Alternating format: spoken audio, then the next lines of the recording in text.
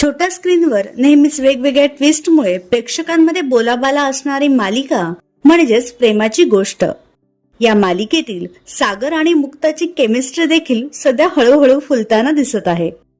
अशातच आता मालिकेत मुक्ताचं एक वेगळंच रूप प्रेक्षकांना पाहायला मिळणार आहे. नुकताच स्टार प्रवाहाने मालिकेचा एक नवीन प्रोमो शेअर केलाय, ज्यात सागर हा मुक्ताला वेगवेगळे सरप्राईज गिफ्ट देताना पाहायला मिळतोय. यात त्याने मुक्ताला एक सुंदर वेस्टर्न ड्रेस गिफ्ट केलाय व तो तिला परिधान करायला लावला आहे.